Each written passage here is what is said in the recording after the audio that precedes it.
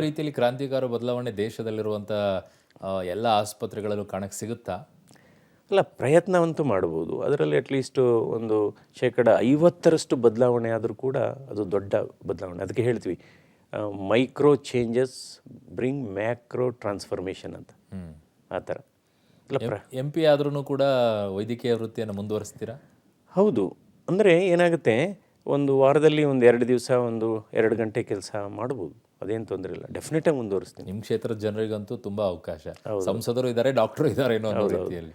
ಅಂದರೆ ನಿಮಗೆ ಕೆಲಸ ಮಾಡಬೇಕು ಅನ್ನೋ ಉತ್ಸಾಹ ಇದ್ದರೆ, ಮನಸ್ಸಿದ್ರೆ ನಿಮಗೆ ಸಮಯ ಸಿಗುತ್ತೆ. ಮುಂದೆ ಇದೇ ರೀತಿ ರಾಜಕೀಯದಲ್ಲಿ ಇರಬೇಕು ಅನ್ನೋದಾ, ಇಲ್ಲ ಒನ್ ಟರ್ಮ್ ಸಾಕು ಆಮೇಲೆ ನೆಮ್ಮದಿಯಾಗಿ ಇದ್ಬಿಡೋಣ ಅಂತನಾ? ನೋಡೋಣ. ಸೋಲು ಗೆಲುವು ಅಂದರೆ ಏನು ಡಾಕ್ಟರ್ ಪ್ರಕಾರ? ಅಲ್ಲ, ಜನರ ಹೃದಯವನ್ನು ಗೆಲ್ಲದು ಒಂದು, ಚುನಾವಣೆಯನ್ನು ಗೆಲ್ಲದು ಗೆಲುವು. ಅದಕ್ಕಿಂತ ದೊಡ್ಡ ಗೆಲುವು ಅಂದರೆ ಜನರ ಹೃದಯವನ್ನು ಗೆಲ್ಲುವಂಥದ್ದು ದೊಡ್ಡ ಗೆಲುವು. ಅದ್ರ ಬಗ್ಗೆ ಯೋಚನೆ ಮಾಡಿಲ್ಲ. ಸೋಲಿನ ಬಗ್ಗೆ ಯೋಚನೆನೇ ಮಾಡಿಲ್ಲ. ಅಲ್ಲಿ ಗೆಲುವಿನ ಬಗ್ಗೆ ಹೌದು. ಬಂಡೆಯ ಮುಂದೆ ಸರ್ಜರಿ ಮಾಡೋಕ್ಕಾಗುತ್ತಾ? ಹೃದಯವನ್ನು ಸರ್ಜರಿ ಮಾಡಿದ್ರಿ, ಬಂಡೆಯನ್ನು ಸರ್ಜರಿ ಮಾಡೋದು ಡಾಕ್ಟ್ರೆ?